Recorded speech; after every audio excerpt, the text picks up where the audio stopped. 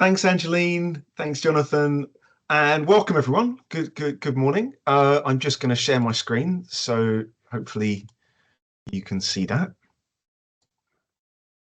There, can you see that?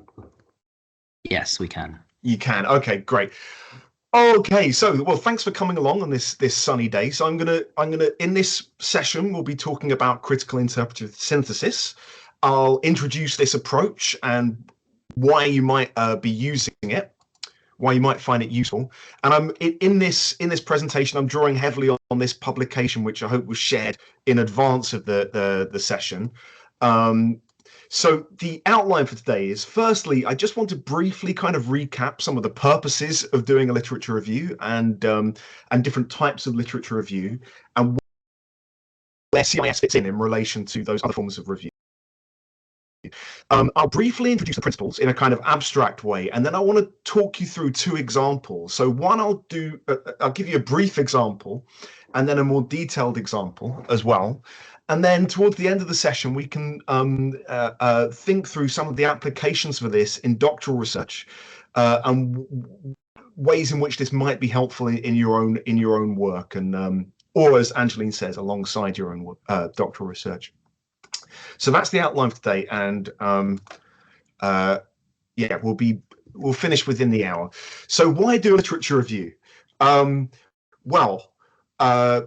Firstly, individual studies, they may be fallible, they likely are fallible, and they can be of limited application due to their scope, context, etc. And so a review offers, this is a means of developing a more comprehensive picture in your field, based on evidence from multiple studies and settings. So those are some reasons why to do it. But another reason might be to provide fresh insights through conceptual or theoretical development. And in particular, I think that's where CIS fits in, critical interpretive synthesis.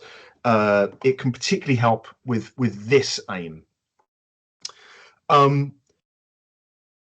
Since we are SWDTP here today, also other reasons to do a literature review, which will be particularly pertinent to people in the room, is that if you're doing a new empirical study, you really want to be informed by existing research in the field. That's that should be the case, and that many would argue that it can be unethical to do research, fresh empirical research, without doing this kind of review, because you might be for various reasons it's helpful to be informed by existing work.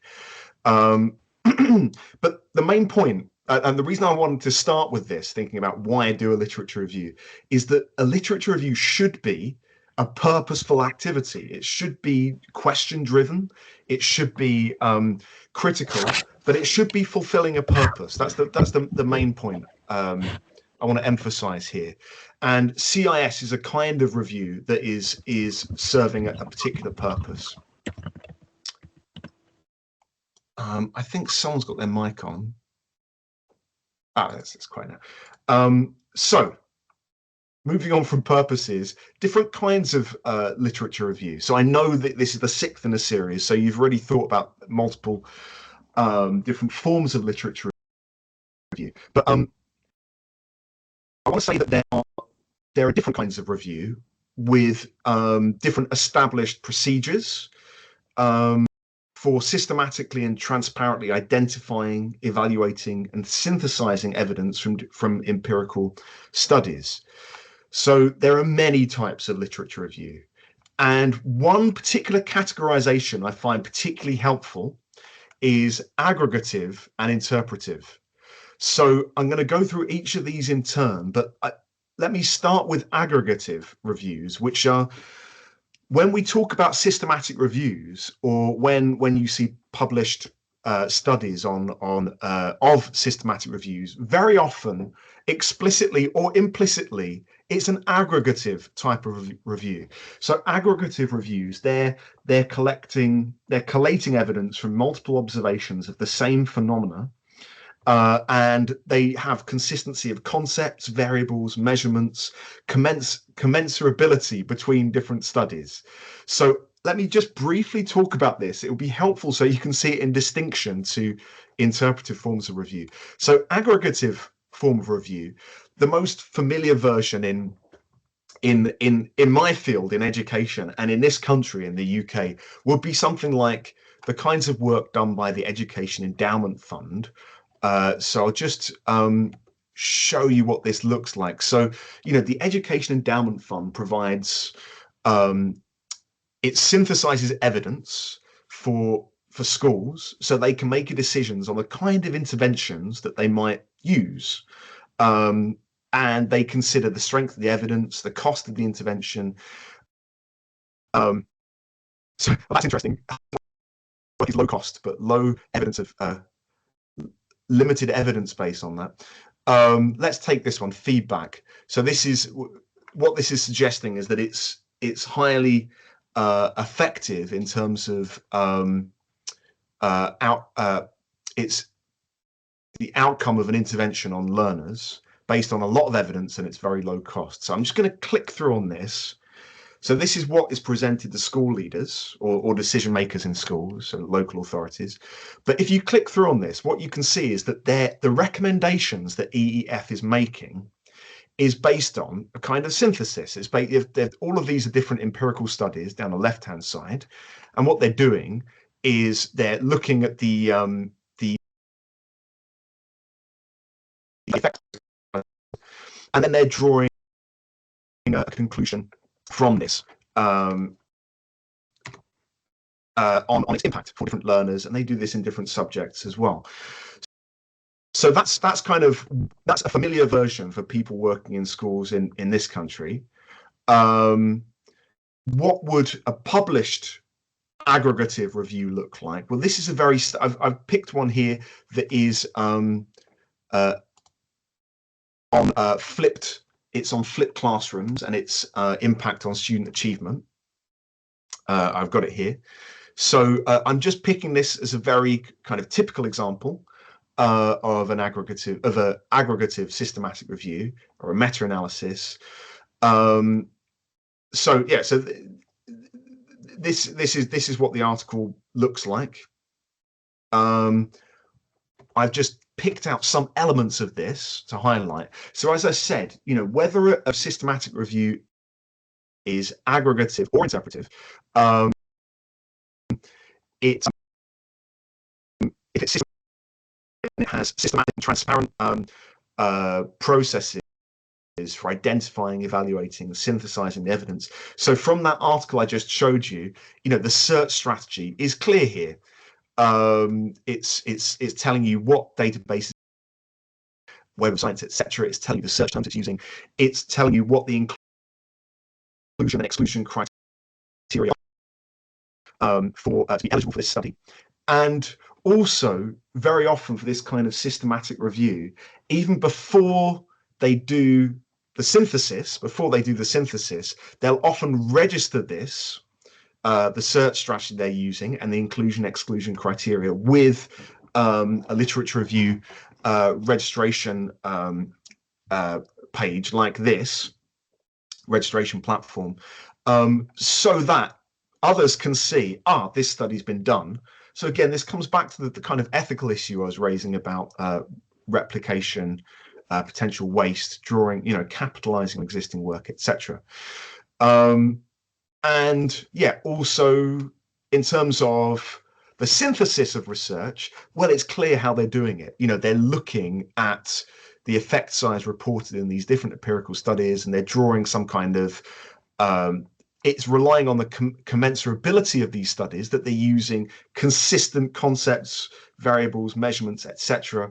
And then based on that, it's reporting, okay, based on our synthesis of these 29 studies, this is the effect size of using this intervention. So that's an aggregative review, and the logics of this, as you can see, are about drawing kind of more generalizable lessons based on the synthesis of commensurate studies. So that's really what an aggregative review is doing. Very often an aggregative review won't specify that that's what it is. It will just say systematic review.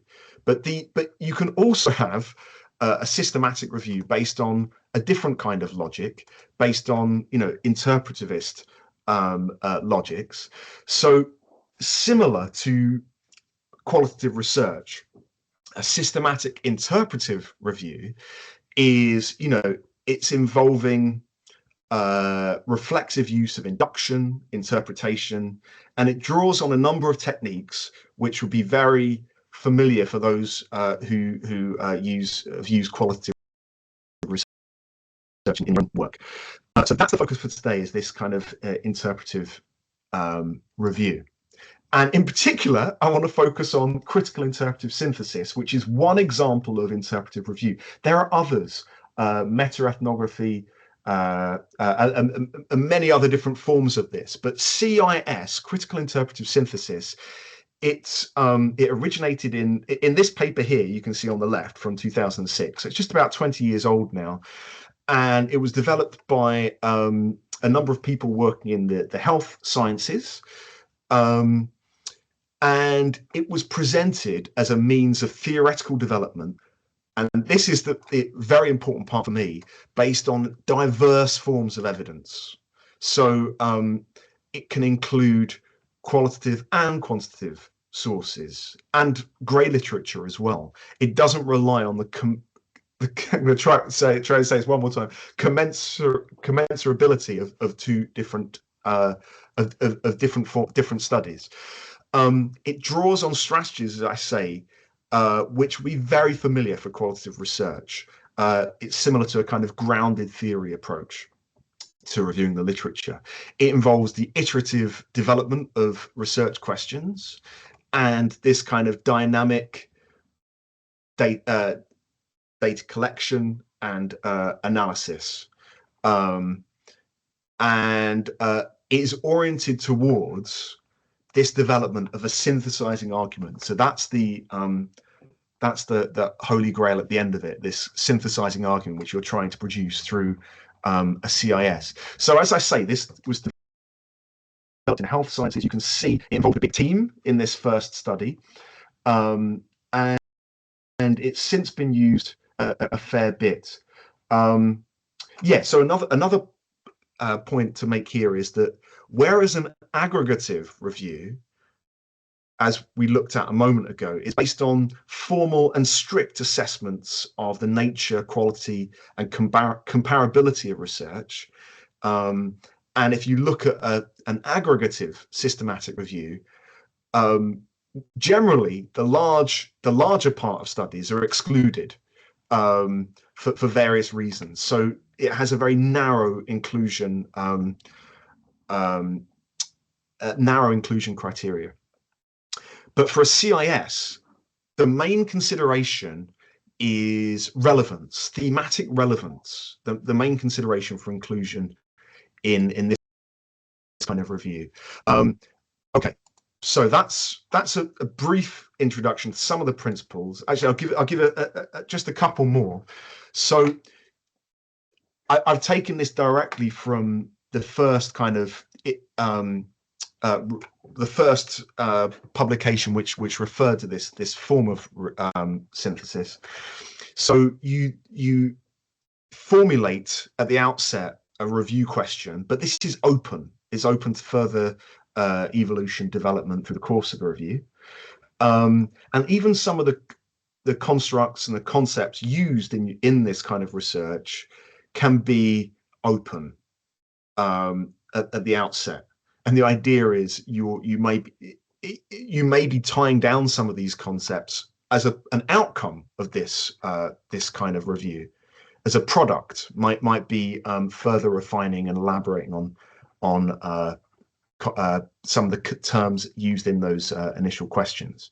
So you can see it's there's a contrast there with this kind of aggregative review, with very clear conceptualization from the outset to such an extent that you can even register the search protocol before you do the review. So that would with this one, we're saying it's kind of iteratively developed and emergent through the course of research. Yeah, this is what I've said already, that the searching, sampling, critique, and analysis, they proceed together. It's iterative. They're dynamic and mutually informative processes.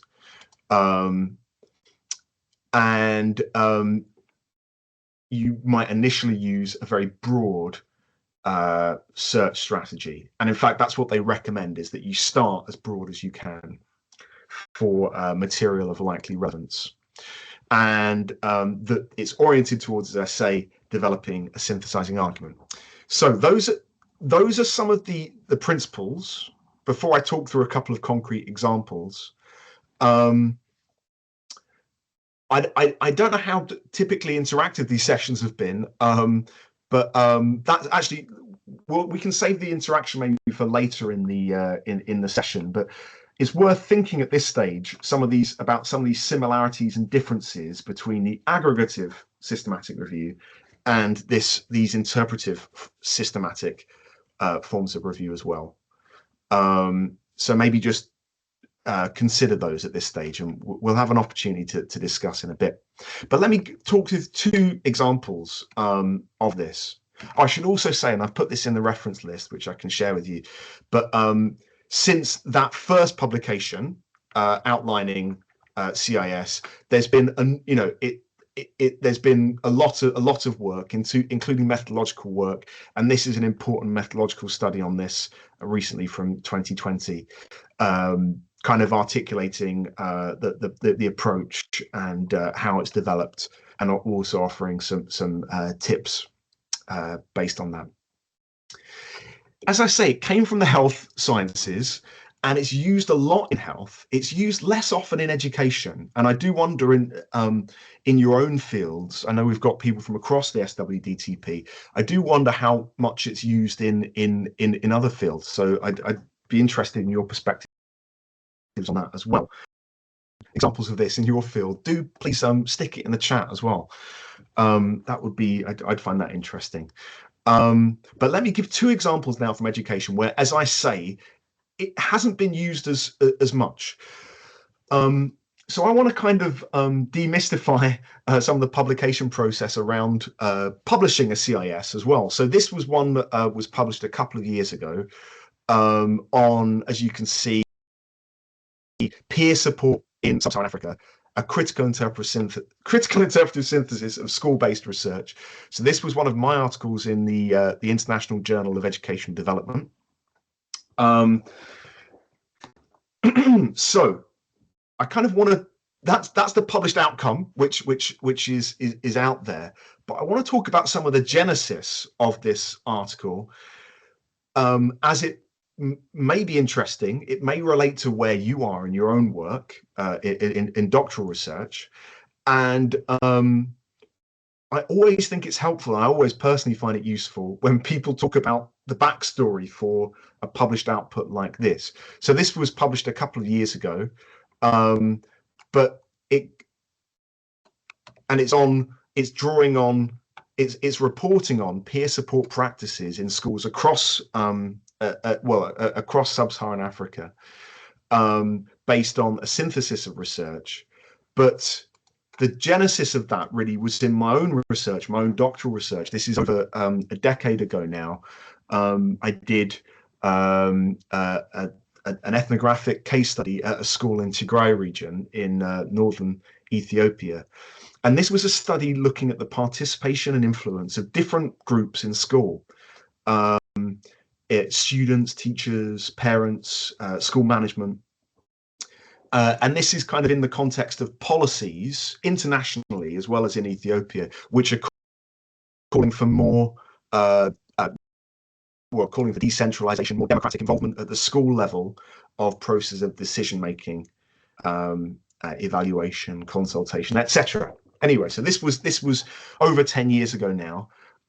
This is a school assembly in Tigray, Ethiopia at that time. So this was the topic of my doctoral research. Now, as you can see, this is a kind of study thinking about leadership and influence in a school and the influence of different groups. That was what I set out to do, and that was my doctoral research. But an element of this, as part of this, I was spending a lot of time in class thinking about how students were participating in school. And so one outcome of my doctoral research was really a detailed study on student involvement in school, the different kind of modalities of student participation inside and outside the lesson. And one thing that I wrote about was this this kind of network system, which is an endogenous pedagogical strategy they have in Ethiopia, where the top ranking students are distributed across the classroom. That's what these black dots represent. And they're basically charged with supporting the learning of their peers at the desk. So I say supporting the learning, also you could see them as local enforcers, they've got a disciplinary function and other functions as well. So as one outcome of my doctoral research, I published a study on this, on radical student participation in schools in Ethiopia. So that was a discrete output from my doctoral research. But then, time moves on, and I'm now working as a lecturer in university, and I see other work that's coming out from different international organizations, which is talking about what education quality looks like in African contexts. This one from the World Bank and this one from UNICEF. And what I noticed across these different international statements on education quality by these kinds of international actors is that they didn't acknowledge this kind of student participation at all as an aspect of education quality. From my perspective, having been in the school, I could see, and from the perspective of these students as well, a key factor in their learning and access to learning in school was their peers.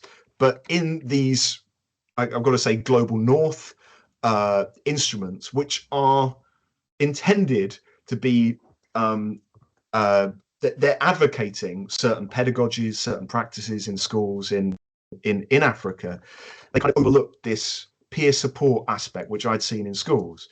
And so this got me thinking, this led me to this question: what kinds of school-based peer support practices are currently reported in education research literature from the region? So that my initial study and then engagement with subsequent policy instruments like these and subsequent research led me to this question beyond my own research about the kinds, whether or not what I'd seen in Ethiopia was going on elsewhere, and if so, what did it look like, and what were the implications for education quality? So my starting point was, as I say, that ethnographic doctoral research. But then I wanted to look beyond this to see whether this was, the extent to which this was occurring elsewhere. So from this starting point, I then drew on. I conducted a critical interpretive synthesis where I looked at research from elsewhere in the region, and I particularly focused on work by African-based researchers through the African Education Research Database to see, to learn more about these peer support practices and whether what I'd seen in Ethiopia was a broader phenomenon, and if so, what kind of modalities is nature, basically. What was the nature of these peer support practices? And so I'm not going to go into the details of this study, as this was just a brief example, but I'm going to give you the synthesizing argument which appeared in this publication, just so you can kind of see what a synthesizing argument might look like for a study like this. So based on and this is taken verbatim from the findings section, based on a critical interpretive synthesis of peer support practices which are reported in publications from the region, the synthesizing argument is that peer support practices in the region reflect a view of students as a resource or an asset of the school, with educational responsibilities towards their peers. So this is consistent with social norms that highlight the interdependence and social responsibilities which are valued educational outcomes in this context, and which really resonate with ideas around Ubuntu and other worldviews and perspectives in the region. And then I go on to talk about what I essentially develop a framework around the different forms of student participation based on this synthesis of research. So that was kind of a brief example that I wanted to talk through, and I'll give you a link to that study if it's of interest. But what are the lessons from this? This single brief example, and what I've discussed already. Well, firstly, that a good literature review, whether it's CIS or not, it's purposeful and it's question driven. It's driven by questions in the same way as all research should be oriented at least by some kind of research questions or questionable questions. It's the same with the review. It's purposeful. It's trying to answer something, and it's drawing. A good review is using transparent methods. It's reporting on the process that's gone into producing that review, and it's answering questions. It's also clear about its purpose and nature, and transparent about what constitutes evidence, the kinds of things that would lead you to include or exclude a study, and the process by which it's analysed as well. So that's my that's kind of the first stage of the presentation done, and then I'm going to go on to a more detailed example. But I wonder at this stage if anyone has any questions or comments. I'm just going to I can't see the chat, so let me just have a quick look. I can't see any questions in the chat. Okay. But then we didn't explicitly invite any in the chat. If anyone does have some questions, I think, because we're not a huge number, either you can pop them in the chat, or you can just turn on your mic and ask the question directly. Thanks, Angeline. Yeah. So what I'm going to do is I'm going to move on to the more detailed example, which I hope will be useful in kind of making the steps of this more concrete. And then we're going to think about the applications for doctoral research and other kinds of research as well. But as Angeline says, do put any questions in the chat, and then we can discuss around that. Because okay, let me move on. So the more detailed example is from a piece of commissioned research which was commissioned by the British Council. It involved researchers. Again, it was focused on it was focused on an aspect of schooling in Africa. Most of my research and teaching focuses on schooling in different parts of Africa. And it involved a number of research, including Angeline. As Angeline mentioned as well, since it's a commission study, it's not. I mean, we didn't make any money out of it personally, but it's the kind of thing that you could make money out of, and you can charge this kind of work. But I'm going to talk through for this study. I'm going to use this study to illustrate the different steps involved in doing a CIS. So in collaboration, so British Council essentially, they're interested in, they do a lot of work in professional development provision for teachers in different parts of Africa and elsewhere, and they were interested in the African evidence base around this, and so in negotiation with them, we developed this research question to guide a review of the literature. So the orienting question was, What are the dominant patterns in teacher professional development provision in sub-Saharan Africa over the past decade? And what are teachers' experiences of and outcomes from this provision?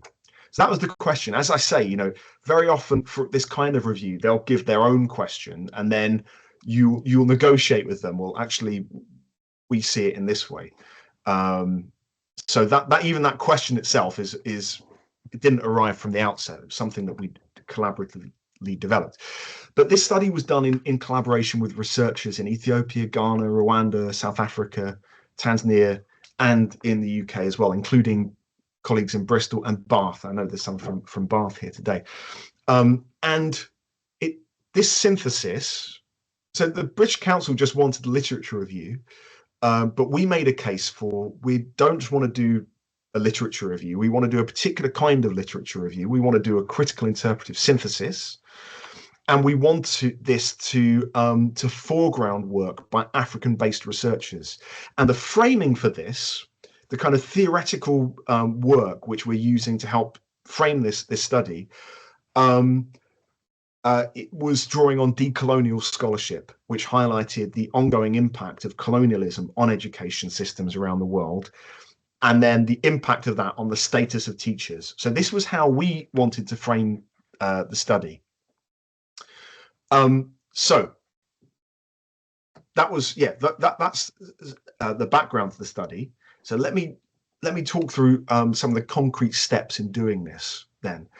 So there attached to this session, I hope you got a link to an account of a methodological account of CIS, of critical interpretive synthesis, where I outline these 6 main steps involved in the process.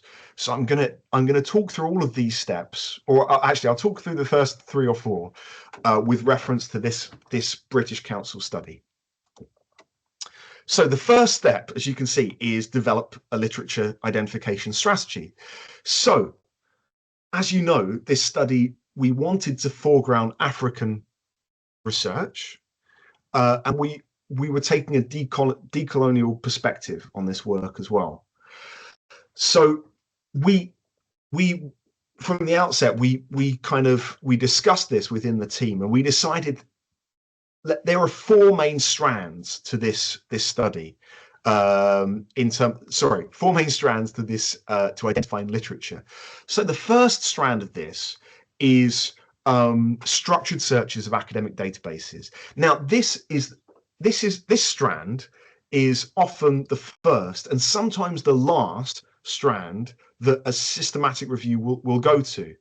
Very often, like that study I showed earlier about the flipped learning and the impact of flipped learning, that involved structured searches of academic databases, full stop, that was it.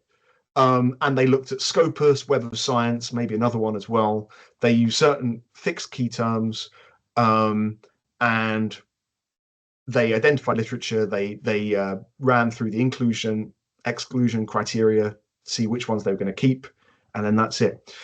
But this was just one strand of our critical interpretive synthesis. I want to also say with this, we didn't just run a search through Scopus. We also limited that Scopus search to work by researchers based in the 48 countries or 50 odd countries in the sub-Saharan region. So that's something you can do with Scopus. If anyone's interested in knowing how to do that, I'm happy to share a search string with you. But you can use Scopus or other databases like that. They've got a lot of functionality that you can limit the search outcomes to a particular region based on where researchers are based. Anyway, so that's one thing we did. That's one strand. But another strand of the literature review, the literature identification strategy, was doctoral theses from universities in the region. So what we used here is open DOAR. So you're all working on doctoral research. Doctoral research is, in my view and in our field, some of the most valuable research that there is. because it's current. It's a long time has been spent developing it. It's going through more kinds of peer review than many other publications. So it's really valuable, but it often gets overlooked. And in particular, you know, when I talked about like the World Bank instruments and UNICEF and others, in particular, it tends to get neglected in work by international organizations as well. But if you've got the freedom to draw on this work, why not? So that was another strand. There's also in education, African journals online, a lot of education journals there, so we use some of those. And this final strand, the fourth strand, was what we called significant or landmark studies. So we included research which we considered to be standout research, landmark studies, which were really important for understanding teacher professional development provision in Africa. But this strand only could include work by researchers based outside the region. So you can see this is quite unusual as a literature identification strategy, in that for a systematic review, very often they'll start and stop with this one. We were intentionally reaching out beyond that to include doctoral theses, work in African journals online, which are often not Scopus listed, as well as studies by researchers based outside the region, including in the UK and elsewhere, through this process, this strand. So I've got some more detail here on each of those. I'm not gonna go into all of this now, but this was in the chapter that was shared with you. Through the course of those 4 strands, we identified 200 publications. As you can see here, 36 of them were from this strand 1, and then these from the other strands. But we ended up with 200 publications from this literature identification strategy. So that's taken us through this up to here. We've got to 2. So let me just backtrack a little bit and just say what we've done up to this point. We've developed a search strategy which was intentionally inclusive of diverse forms of research, including beyond Scopus listed, SCSI listed publications. It was a broad search strategy, and alongside structured searches from that strand 1, we also included expert consultation, reference chaining, etc., in that strand 4 of the literature identification strategy. So that's what we've done. Now, all of that I hope makes sense to this point, because it will be similar with many other kinds of review. But here's something that's a bit different about CIS. CIS, this body of research evidence that you've collated, it has the status of a sampling frame. So the publications that have been collated through that process, those 200 publications I mentioned before, this is a sampling frame. So in other words, it's source material from which a sample is drawn.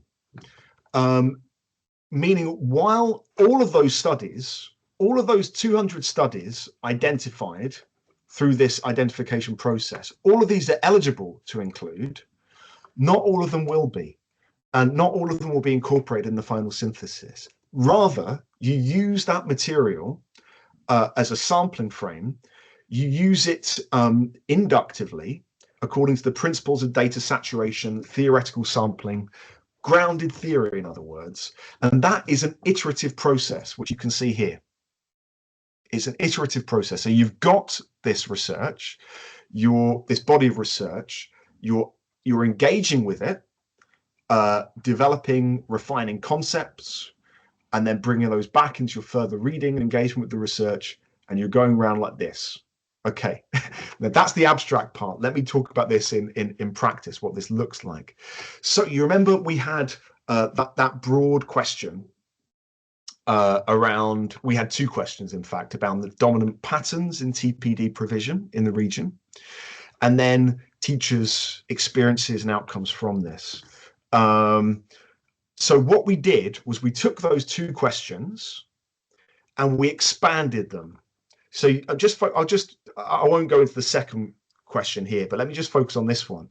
If we're talking about the dominant patterns in TPD provision, we can think about that in terms of what actors are involved in that, what are their agendas, what they're trying to achieve through that work. We can also think about it in terms of the nature of TPD provision itself.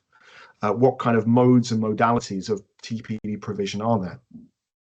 So what we did is we separated this overarching question into two areas which we could tackle discreetly, and then we put a number of guiding questions within each of them.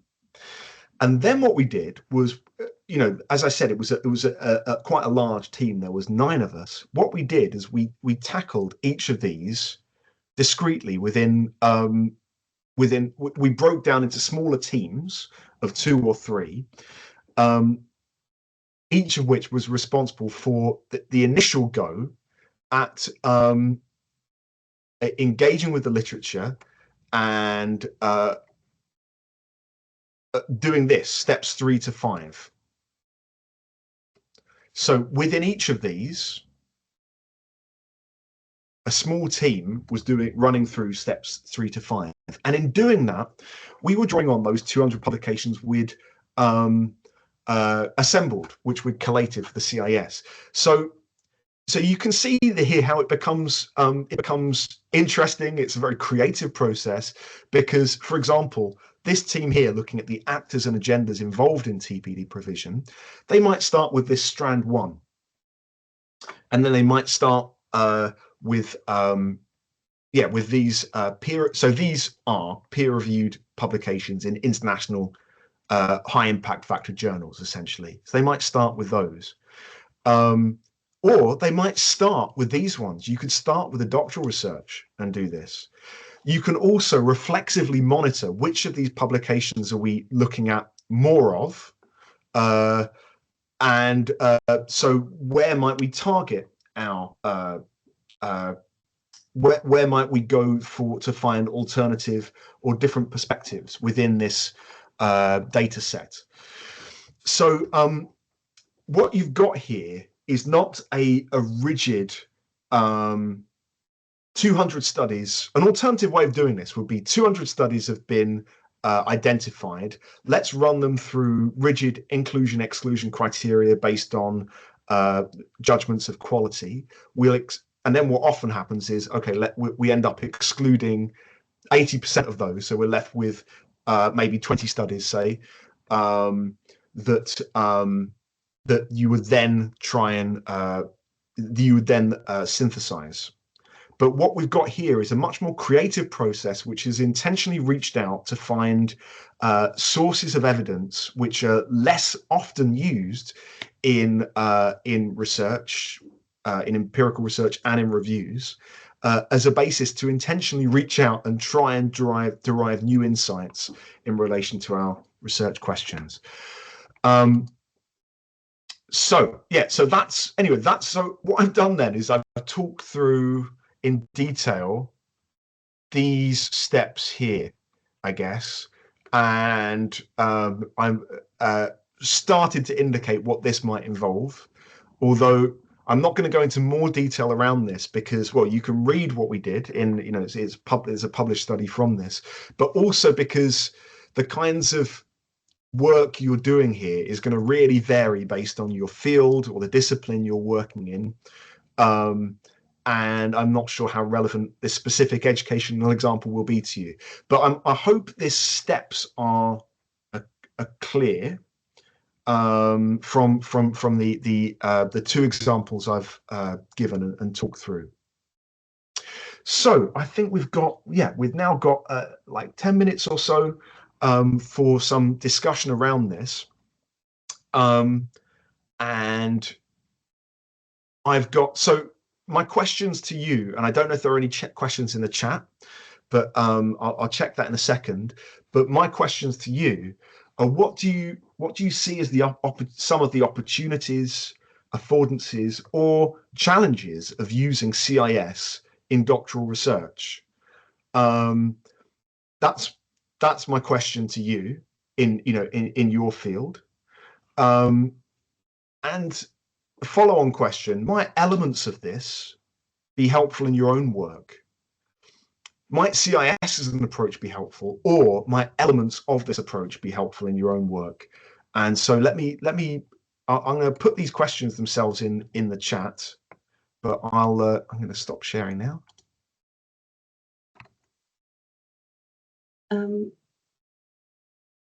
You've got one question, Raphael.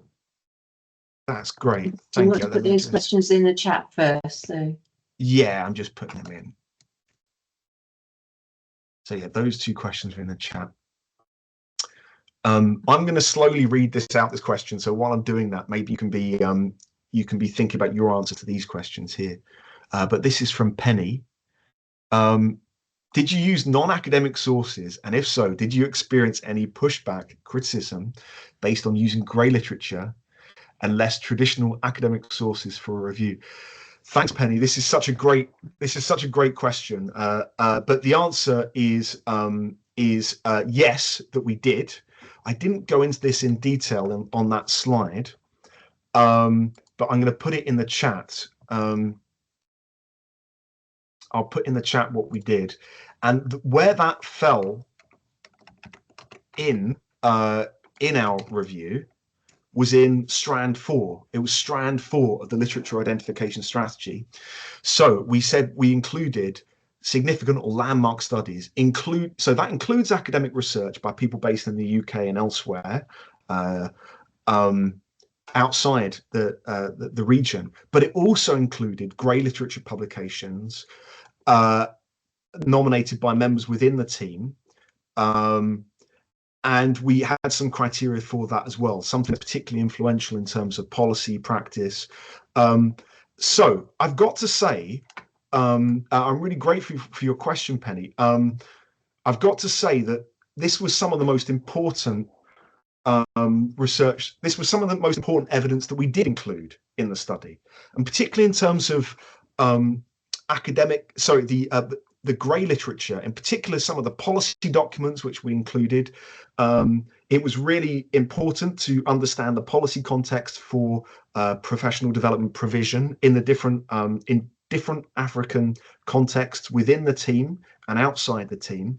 And what we learned by doing that was, yes, some areas of commonality, but also some really stark differences between, for example, Ghana, Tanzania, Ethiopia, South Africa, around the policy context. So the grey literature was really important for that. And I think that was actually it provided some really generative evidence for our work. So, but you also asked, maybe Angelina has a response to that as well, because, but let me answer the second part of this as well, about whether we faced any pushback. In the context of this study, no. But I've got to say that it wasn't a familiar process, CIS, compared to more familiar approaches to literature review, which members of the team are familiar with. CIS, as I say, was something I'd done previously for that study on peer support practices. I'd suggested we use this as a team, and we decided to take it on board. But this, the inclusion of let alone grey literature, the inclusion of doctoral research often is kind of neglected in academic research from the region. But it's there. It's something I've found really useful in terms of, often doctoral research from schools will include really useful description, accounts of what things look like in practice, what classrooms look like, what goes on in schools in practice. that is really useful material which you can repurpose for multiple functions in a CIS. Anyway, so I'm sorry, I'm really digressing now. I just coming back to this pushback, this issue of pushback, which Penny mentioned. I think CIS is a good way of legitimizing the use of grey literature because it's actively and explicitly a part of this search strategy. So if you're seeking to use that, that might be, you might draw on CIS literature as an argument or a precedent or a means of demonstrating the value of this kind of work. Sorry, yeah, there's a follow-up question from Penny, and then there's a question from Kezia. So Penny's got a follow-up question about how we assess or define the quality of sources that fell outside the norm. Penny, did you have any particular types of sources in mind that you might be working with? You can turn on your mic. I'm almost certainly going to need to use policy documents, but also charity statements. It's canine welfare, so the legislation that's been passed is kind of in opposition to the evidence almost, and a lot of the evidence comes from people in the field. Yeah, absolutely. That really makes sense. In education, charities, NGOs, they publish a lot of reports. They're required to. So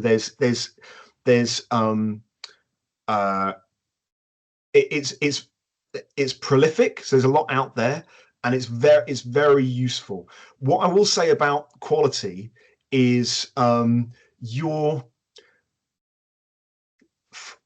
for every study, every publication, whether it's academic source or a non-academic source from a charity or it's a policy document, for every single study, making a critical appraisal about you're critically appraising that publication in terms of the assumptions it's making, the concepts it's using, so and etc. So you're critically appraising each document, but what you're not doing is from the outset excluding a study because it doesn't meet a formal threshold of so-called research quality as articulated in your inclusion criteria. So I think it's probably particularly useful for this kind of area, Penny, where you where there's a need and a value in drawing on work from outside academia. So Kezia had a question as well. Yes, about the number of people. Yeah. So I think Raphael, you talked about one publication which you did solo author, and another that you did as part of a huge team. I mean, how did those two processes compare for you? Was it much more was it easier to be systematic when you were doing all the work? What were the kind of different experiences of that? Yeah, it was really different experiences. And one thing that was really helpful about working in a team is this is interpretive work, and you get your interpretations challenged by a team working, particularly, this was a team of researchers in many different national contexts. And when we think about teacher professional development, we're coming at it with our own assumptions, they're not uninformed because we're all working in education, but they are partial, and they reflect our engagement on this topic in our own national context. So it was really valuable to come together as a group, and because there's a lot of commonality in policy context, but there's also significant differences. So, to put it another way, you're enlarging the hermeneutic or interpretive resources you've got in the CIS by working across a larger team. So that's one element of it. And as you see, when it was first developed or first kind of articulated in 2006, that was also it was a team effort. But but many people have done it solo as well. You know, so my first foray into this was a solo effort, and I just had a quick look today about who's using it in doctoral research, and what I saw was that it's been used. There's a growing number of studies using CIS in doctoral research, so people are using it on their own. I think in the same way with any interpretivist work, it's important to reflect on your positionality and your knowledge and limitations to that as well, and the assumptions and biases you're bringing to this work. So I would say that's important for any work, and it's equally important for this. Yeah, so there's that. There are also challenges around working collectively around this, but I think I'm not going to go through that at this stage.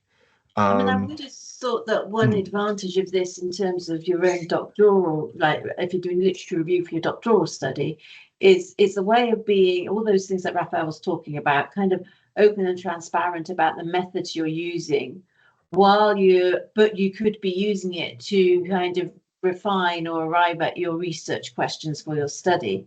And in reference to our last seminar, which was about publishing, half of that was about publishing from your PhD. Of course, if you've done all those things, if you've been open and transparent about your methods, you're clear about the questions that were guiding it, or how those questions may have been kind of iteratively developed through the process, then what you have at the end is a literature review that is publishable.